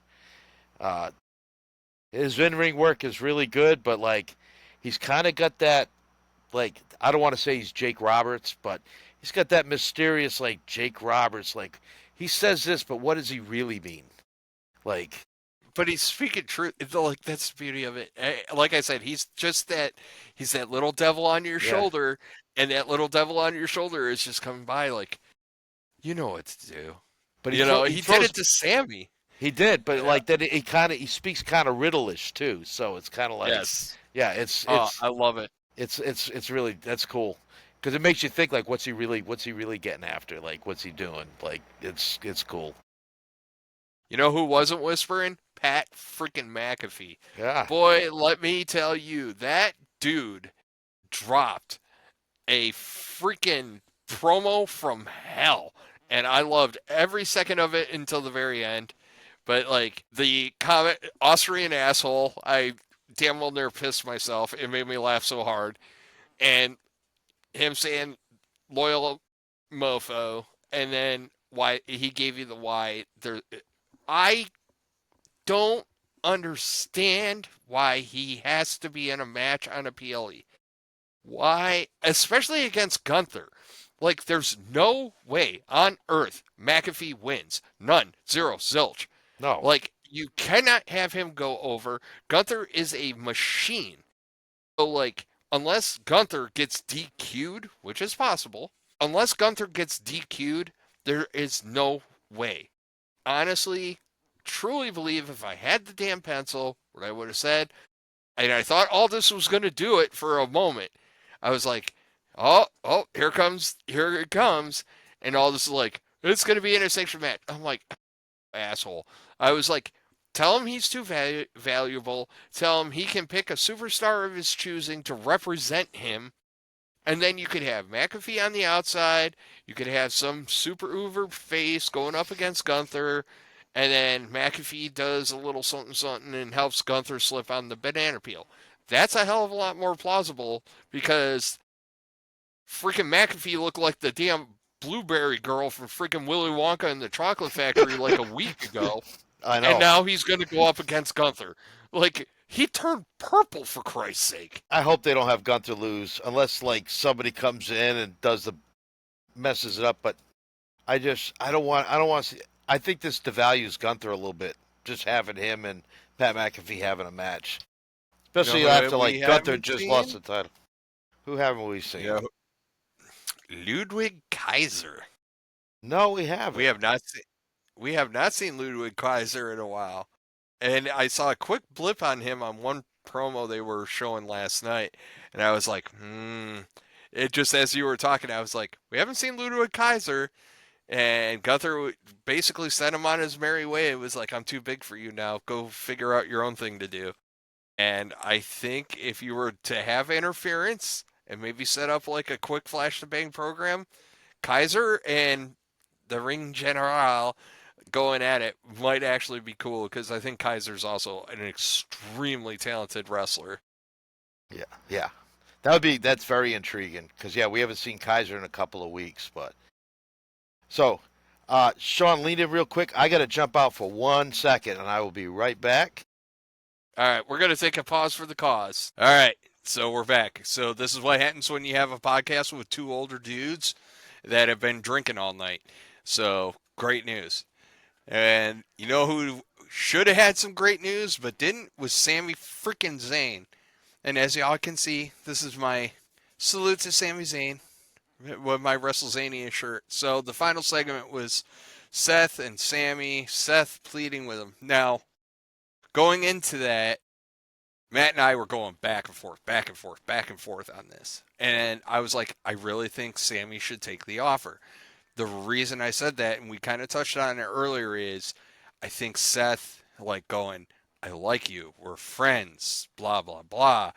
And really just going to Sami and convincing Sami, like, I'm trying to take care of you because I respect you and you're my friend. And I'm trying to do what's best for business, but I'm also trying to do what's best for you.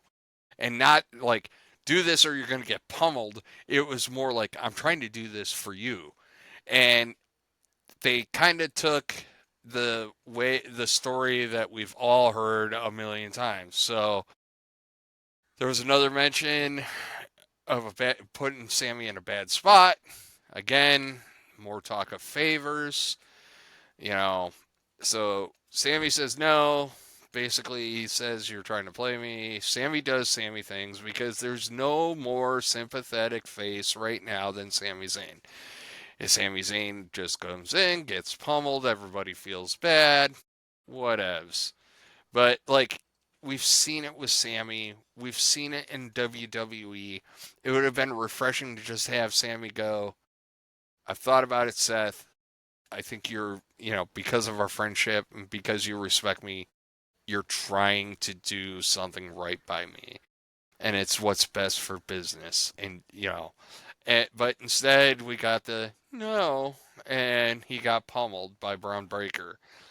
And, bro, like, there was a lot. You know how we were talking about little stuff earlier? Seth's demeanor during that whole match was perfect. Like, when it got to the point where it was like, okay, the Ivan Drago Rocky Four moment, I must break you. Like, and Seth just going, the little nod. And it was just like, oh, And okay. then he did the little throat slash at one Yeah. point.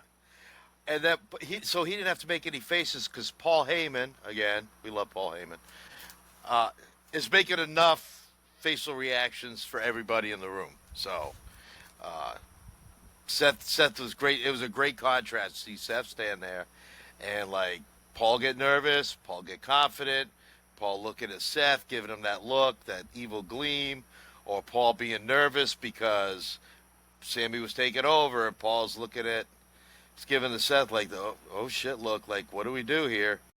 But it was the whole angle was done really good. And again, little things. It would not have been the same if Seth didn't stop Sammy at the end. If it was just left That with, was the exclamation point. it's little things like that. If you would have just had Braun beat him up, you could have Seth say, "See, I told you so." But now that Seth put the foot on there, Seth driving the point home like, "I told you, I told you." It's not just Braun, it's me too. I'm a threat just as much as him. And there's a huge, like, WWE has a challenges with a couple of these heel turns, right? Like, WWE has a challenge with John Cena because we all know it's his last go around. People love Cena, and like a lot of your ticket buyers are from that ruthless aggression era where they grew up with Cena. They saw Cena.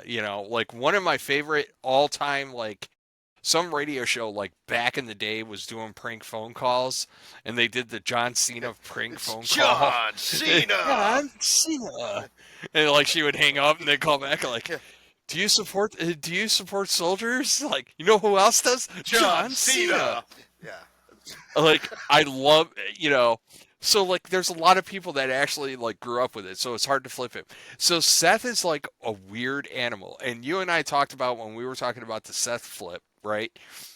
You're like, oh my god, he's gonna have to come out with a new character. I was like, no, he doesn't. Seth's been a heel. The crowd turned him face, but he hasn't changed any of his antics.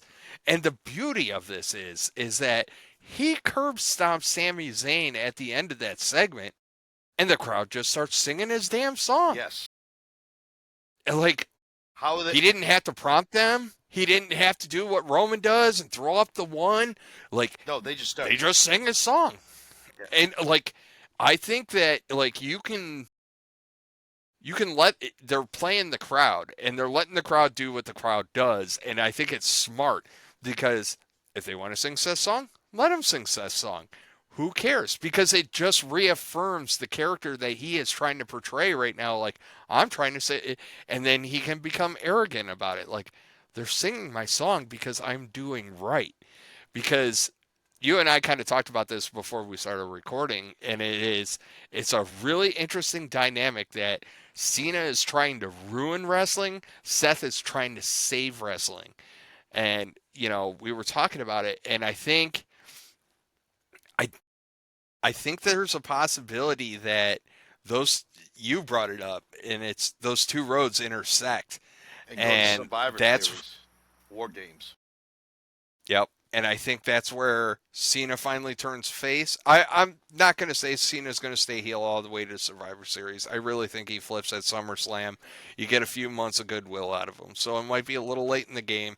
But I also think that it's interesting that, you know, the story of Seth is like really, really in depth. And you have to just enjoy the ride. It's like I said earlier on with their first segment. We're just establishing dominance. We're just establishing ourselves now. This is new. Even though you know who Seth is, you know Braun Breaker's a badass, you know Heyman's a slimy little asshole. We know all this, but the point is that this is all kind of gelling and melding and everything else, and like it's going to start off slow and it's going to build, and it's real interesting because the long-term story for Seth is going to be he is going to have to become what he despises.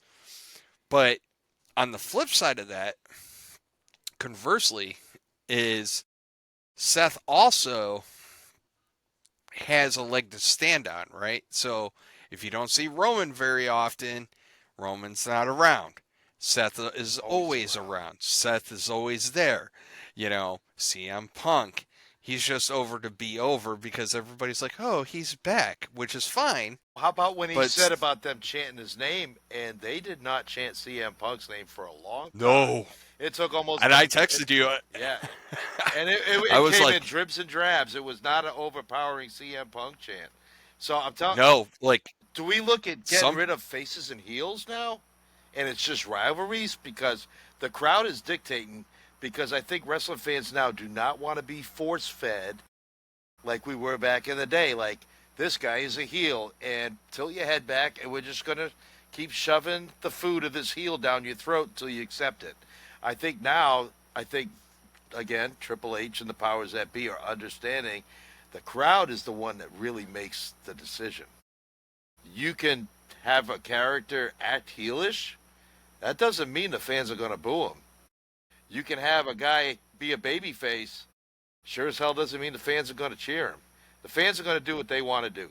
Cena's trying to get massive heel heat. The fans are basically like, F you, we're not booing you.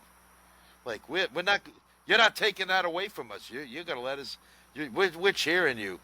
And even if we have to chant that we are sorry and embarrass ourselves, we're going to do that just so you can't have what you want, which is to be a pure heel. and it's actually I love that like we said earlier, Cena versus the crowd is the feud, right? Cena, there is damn well near nothing, and I mean nothing. Like Cena turning on Cody was something, but it's still like there is nothing that dude's going to be able to do that's going to turn those people away. But I think it's Cena didn't important turn to on Cody understand. because it was Cody. Cena turned on Cody because Cody was there. Because he was turning But on the nobody fans. cared. Right.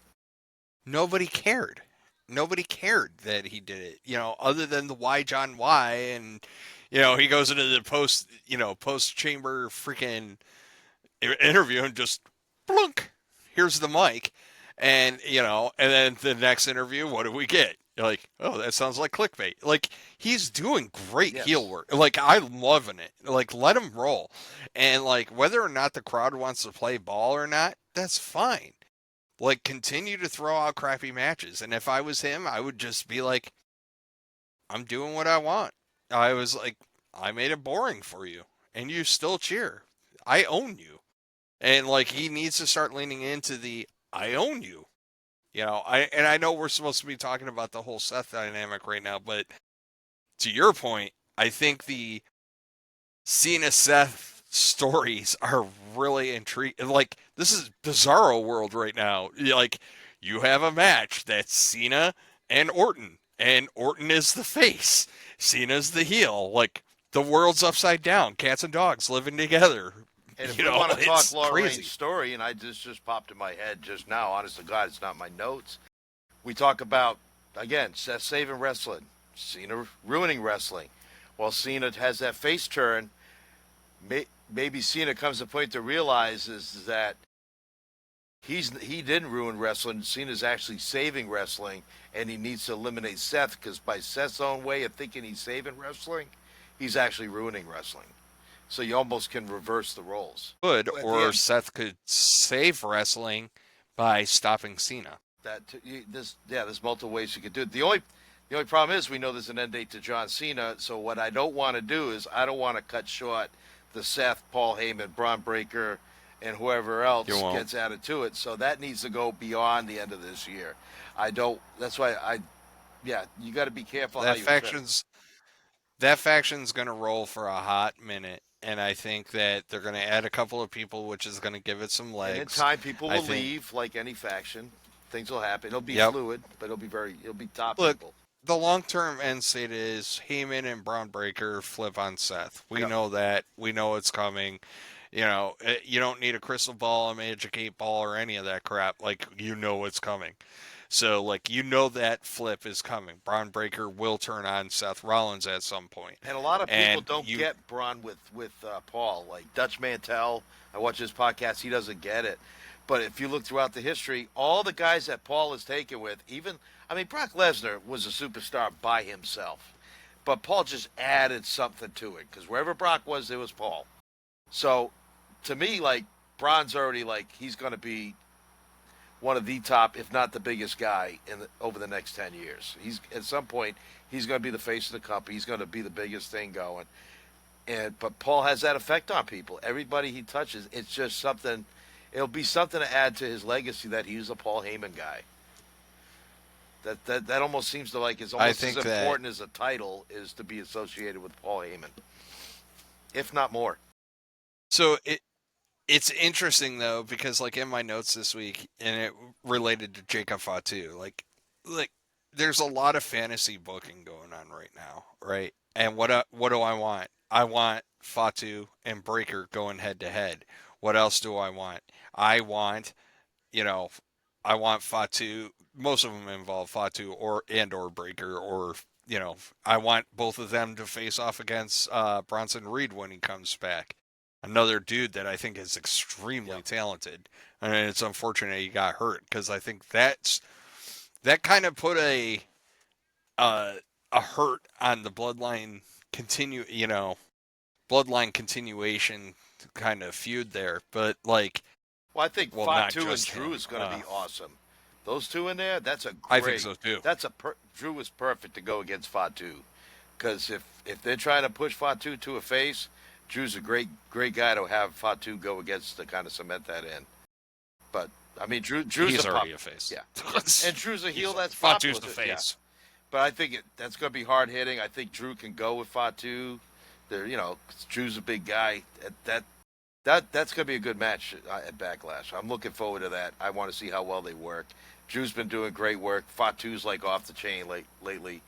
Let's hope that we don't. Let's not put too high an expectation like we did with AJ Styles and Logan Paul. Let's hope for a good match, and then maybe we get a great match, and we'll be talking about it, talking how awesome it was. Yeah, I'm real interested to see like I said, it's all fantasy booking. But like speaking of fantasy booking though, you have to talk about it when it relates to Cena, right? Like everybody right now is just fantasy booking. Like him beating Cody was a means to an end. That really wasn't anybody's fantasy booking because I don't think Cody had the time to get his.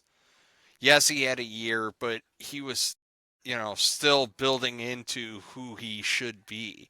And I think that, look, I'm going to defend Cody a little bit on this because, like, if you're a Roman Reigns stan, you have to realize that dude was given everything and, like, he still failed multiple times until he became the tribal chief before Paul Heyman put that dude over until they found lightning in a bottle with the Bloodline storyline, he was still floundering when he was the big dog and all this other crap.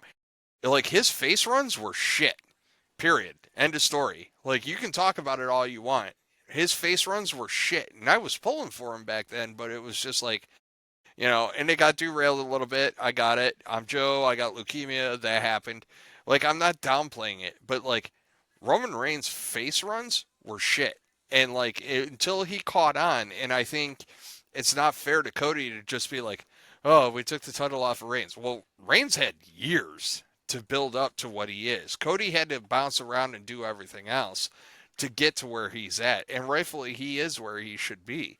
And I don't know what the future holds for Cody right now because like Orton facing off against Cena really screwed up my long-term booking as it applies. We can always get back to it, but like the reality was I was kind of hoping Orton would take the belt off of Cena cuz we know there's history there.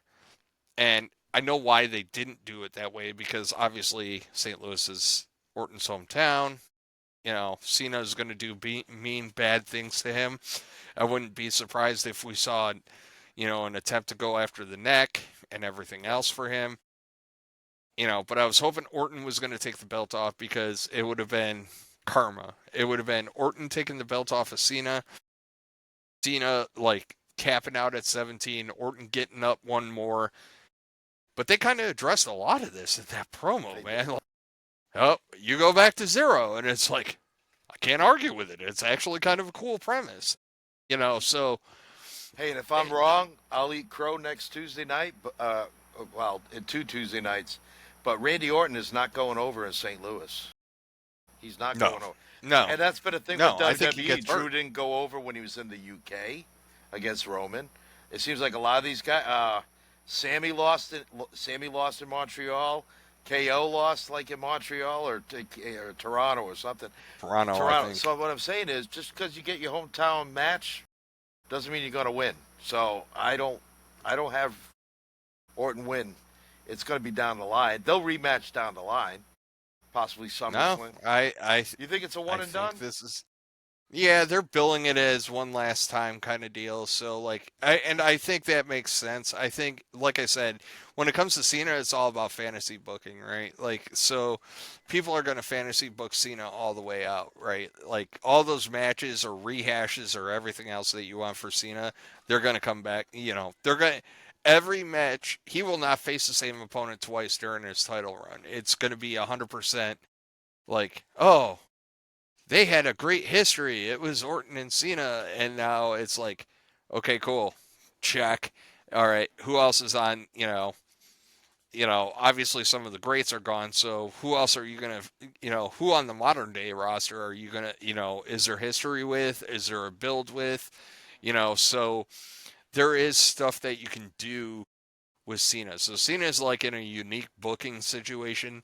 Orton can get the title back by whomever takes out, but I think as it pertains to Cody Rhodes, I think Orton and Cody Rhodes is the big slab of beef that hasn't been chewed on at all. I think that there's so much meat on the bone there, given their history, their past, and everything else. There's a lot there that you can do. And I think WWE kept them separate for a reason. So what you can do is you could have Cena hold the title till he retires, right? He talks about retiring. Everybody's starting now. Hear me out. You start over. The Royal Rumble. You can make the Royal Rumble either one thing. The last two contestants fight for the title at WrestleMania, or the Royal Rumble is for the whatever the new title is that after John retired. Whoever wins that match, and then you work it out, and then you can have Orton and Cody at WrestleMania somehow. But I mean, I think you have a chance where Cena maybe retires with the belt. I can't see it. That's a long run, man. It is. That is a long run. Yeah, That's 8 months with the title. Yeah, but he's hardly That's wrestling. 8 months with. That's eight. We know that title. Yeah, he's on the Roman Reigns plan. Yeah, But like, that's 8 months with the title, dude. That's a lot. But then it goes That against is a whole hell one of a of the lot. things that I believe that you should do is that when you go out, whether you leave the company, retire, or go elsewhere, if you hold the title, you drop the title on the way out. That's just the normal how it is. But this might be Like, totally you different. This know, might go against all the wrestling 101 isms. And I'm just throwing it out there. I'm going to play devil's advocate. Maybe they decide, like, yeah, we're going to let Cena retire with the belt because now that creates a whole other story post Cena. Oh, what are we going to do with the title? If Cena took the title, went home. Now what do we do? How do we fill it? Do we do a tournament? Do we just let the Royal Rumble be it? You can. you get that enough though. You get that so much though. You get it with number one contenders matches. You get all that shit, all that Well, stuff anyways. So like, it's been I 30, think 33 years since the title was up for grabs. I think was what Royal Rumble '92 and Flair won it when the title was he, up for grabs. he has to drop it. He has to drop it just because of the promos he's been cutting. So he has to drop it. I think the reality is that what you may see, even though I'm predicting him to drop it like SummerSlam and start his face turn at SummerSlam, I don't think the one thing I do think is you could get swerved there a little bit and they go one extra PLE, which puts them into September time frame, which not bad. But I think it also depends. They know the right time. I'm 100% convinced this is fully sketched out. I think that him and Randy did an amazing why as to why backlash because of location. I think I think the Seth the more we talk about it, I think the Seth story intersects with it. I really do. I think it's, an interesting one show. You got the guy trying to kill everything. You got the guy on the other that thinks he's, you know,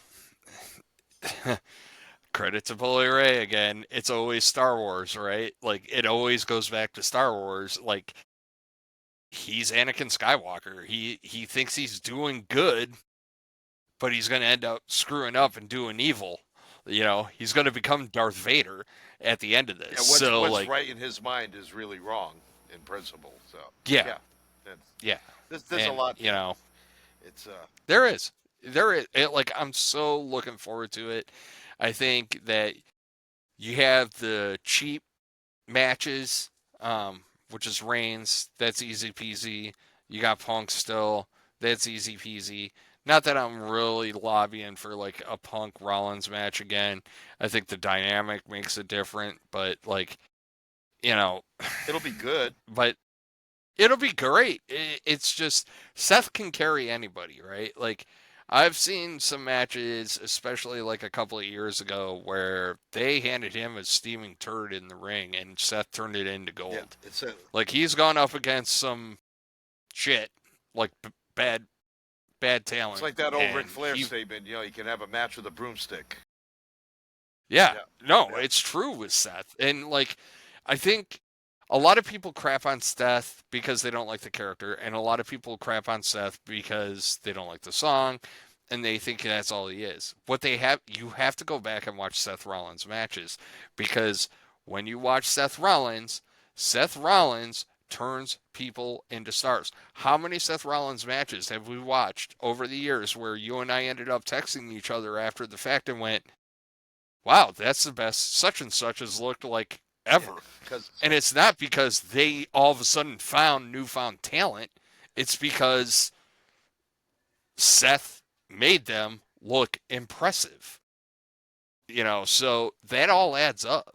and what I like too about Seth is like, for a long time we heard the loud, the cocky laugh and the singing. We're seeing a more. You're seeing different shades, different layers. Yeah, like the way he's using his voice is like an onion. You're pulling that old layer off that onion, and it's different every time. So Seth's kind of reinvented himself, which Seth has done multiple times over his career. We talked about Maisie. Is he going to come back as the architect? I think I think along the way he's going to come up with something new, or Paul will start. Paul will probably start calling him something new, and you'll see it. They'll probably keep the same music, but it'll probably have a different Titantron, maybe slightly different look. You had mentioned um, last night that Seth with Paul is kind of a little bit like Ted DiBiase with the $1 Million Man, where Well, everybody's that's the got a price. character. Yeah, it's kind of the same line. That's the character I wanted because it was like when the whole Sammy thing was going down, right? And like throughout the whole episode, I really I wanted like Seth not to be Ted DiBiase and just hand out cash. No, No. favors the I, currency. Favor favors are or currency. idle like the well, it's the favor with the threat hanging overhead. Like it's that, Yes. so it's a favor, but you kind of force you pigeonholed into doing it.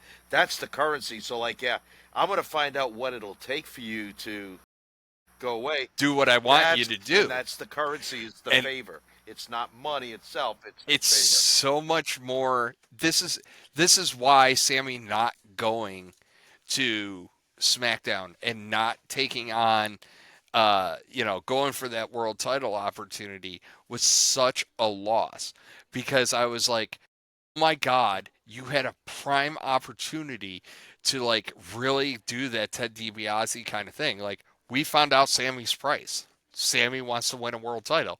Instead, we got same old Sammy. And while And Sammy goes I for the think it's a title, he can still say that stuff like, "Man, I really wish, like, man, this is not the way I wanted to do it, but this might be the only way I can do it." I would screw Sammy out of Yeah, every title opportunity from now on yeah, for a while. Like I would legitimately screw him out of every title yeah. opportunity. Life's gonna And suck then for Sami Zayn. I would have Sammy get screwed out of every title opportunity, put him in a number one contenders match, maybe even for Jay's title, right? Put him in a number one contenders match because this ties back to Jay as well. I don't think you take the belt off because I think they hinted at it with the celebration after WrestleMania, and I think there's a match there between Jay and Sammy for the title. But I think what you do to add on to that is you turn around and Seth's team screws Sammy, or Sammy just falls short, and Seth's just going to look at him and go, "Could have got you opportunities, but you chose not to play ball, and you screwed yourself, and you got nobody to blame but So yourself." maybe this is And why it worked that Sammy didn't take up the offer because now Seth can use Sammy like, hey, it's like an object lesson, right? So every other superstar can say, hey, that's my best friend that I did that to. That's my best friend or one of my closest friends. Our kids play together. If I'm willing to do that to him, can you imagine what I'd be willing to do to you who I could really not give a damn about in the first place? So you can use Sammy kind of as that like martyr. he's the poster child for what happens when you don't play Yeah, but ball, and but I everybody get else it. it's worse. Like you think he got it bad, you're going to get even worse. We let him off easy. We, even with all the crap they do to him, they can still say we let him off easy. Sammy's getting off easy, just because we're of our friendship. So, which Yeah, I get it. I get it. And like, yeah, you can use him as the poster child in the example, but I think there's a lot there. Like, Sammy already came out and said, "I just want to win the title." Blah blah blah blah blah, and you just go have him keep on falling short or getting screwed or something going wrong, and Seth could have been like, "I wanted to help you. all this could have I been wanted to yours. Yeah. help you. You could have set yourself up for success, and you chose not to. You could have went and wrestled a legend in John Cena, and you chose not to. And like, but again, I get it because I do think that for Jay, the match is Jay and Sammy. So A I lot of think there's a history. lot of work. Well, there's the history, the friend on friend. You got the new attitude of Jay. I think Jay goes through another dogfight with Logan Paul, but he comes out on top. You start seeing Jay, and whew, side note, what I really want to see at Backlash, I want to see Jay start stealing. I want Jay to start stealing everybody's moves. So he stole a lot of Gunther's moves in WrestleMania, and the knock against Jay is he's only got like 5 moves. Cool. All right, fine. So now Jay already stole some of Gunther's moves. I don't even know if I need to see him again. I want to see Jay come out and start beating. I want to see Jay beat Logan Paul with Logan Paul's moves. I don't want to see him use the pulverizer though. Don't. No, he doesn't have to. There's There's certain. enough other stuff. Yes, but yeah, not that. You know, he could do the It, it, trickery with the brass. Well, now brass knuckles on a baby face. That's a heelish move. You don't want to do that, but they'll find a way. But unless they're doing the. I guess you can't with Jay. Jay's too far over.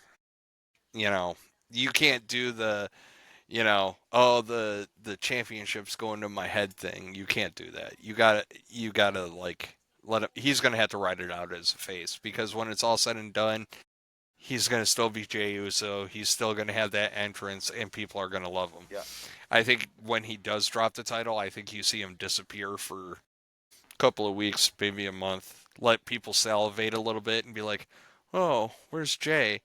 And then all of a sudden, like a month later, you get the Usos, and yeah. he comes back out. Hey, real quick with But Logan Paul, does that dude like make you crack up every time he's on TV? Like Christy and I were dying laughing watching Logan Paul because he's just the role he plays. He's hilarious. The facial moves and all. It's just funny. It's comical I like because he's such a jerk. I I love it. like him. I, I like him as who he is, but I need him to evolve. That's the one thing Logan Paul hasn't done yet as a wrestler. I need him to evolve. He can't. You can be all this, that, or the other, but I need you to evolve because Logan Paul as Logan Paul doesn't isn't always going to move the needle, right? You got to kind of give yourself a niche and identify yourself as Logan Paul, the wrestler. And he's talented. He's so talented. He's so good at what he does. I just need Logan Paul to, on the character side. I get it, man. You're this you know, whatever the hell they call it, multimedia star, whatever. But as a wrestler, I need him to get just this, like that thing that's him. And I really need that. His his in-ring work is phenomenal. He is good on the mic. I just need that. Like the character itself, not your identity outside of WWE permeating into WWE. He just needs a thing that's like really identifies him as a wrestler. And it's on the non in ring side. His in ring is solid. Like there's no denying that. He just needs it. And I don't know what it is, but he needs it. All your great wrestlers have an it. And I don't feel it from him because I feel like we're just resting on our laurels with what he does outside of WWE. So, Well, he's been around 3 or 4 years, but if you look at the time he spent in the ring, he's still basically a rookie. So he's green. So there's a lot to learn, and I'm pretty sure he's an open book. Young guy, he's got a ways. He'll be fine. But yeah, I mean, he's not a promo genius, but just the mannerisms of him. It's just Christy and I crack up every time he's on because he always says something that's just hilarious by being obnoxious. he's solid. Don't get me wrong. I just need that Yeah, yeah, yeah, to take him up that notch to like go from good to great, great to yeah. awesome. Like he just needs this one little thing, and I don't know what it is. I just need one little thing from Logan Paul that separates his identity from what he does outside the ring. I think that's what I think I need a WWE style in ring. This is who you are, right? This is your niche, this is your personality. Roman Reigns found it with being the tribal chief. Undertaker's the Undertaker, Kane's Kane. You know, like going through the laundry list of stuff. Every wrestler that's top tier finds their it, right? And for Look we how know who Logan Paul well is. Cody. It took a long time because he had to do Stardust and all this other awful stuff. I mean, it took him like leaving the company to find out who he was. So, you can't just do it overnight.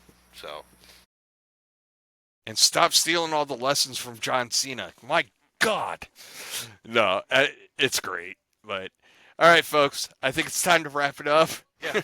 Matt and I planned on a 70-minute episode. You got almost 2 full hours of us yakking and tacking here. But look, there's a lot of story to talk about. There's a lot of great stuff going on out there. Matt, why don't you tell the folks where they can find us? Well, we're on. Let me see. And if I forget one, Sean, remind me. We're as Sean mentioned earlier. We're on Apple. So if you go to hit your podcast app on your phone, we're there. Everything is under If We Had the Pencil. We're also on Instagram, Spotify, TikTok, and of course YouTube. We'll be trying to post shorts on YouTube throughout the week, and we do have a content creator that we just got that's going to be adding some stuff to Instagram and TikTok. Thank you, Michelle. So great work already, and glad to have you aboard. Again, please like and subscribe. Throw a comment in there if you like something or didn't like something, or you think we're full of it, or you think we're great, whatever, or if you have an idea, please drop us a comment and please like and subscribe. And that's all I got for this week from beautiful Florida. It's getting muggy. Back to you, Sean. Florida man, Floridaing it up. Hey, look, I can't stress that enough. Please start dropping comments for us. Like, let us interact with you.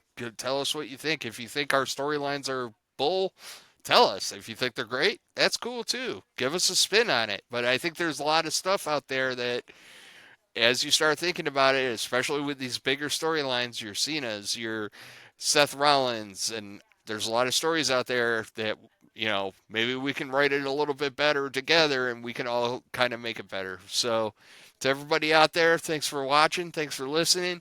As Matt said, like and subscribe, and we'll talk to y'all later. Have a good one. So long.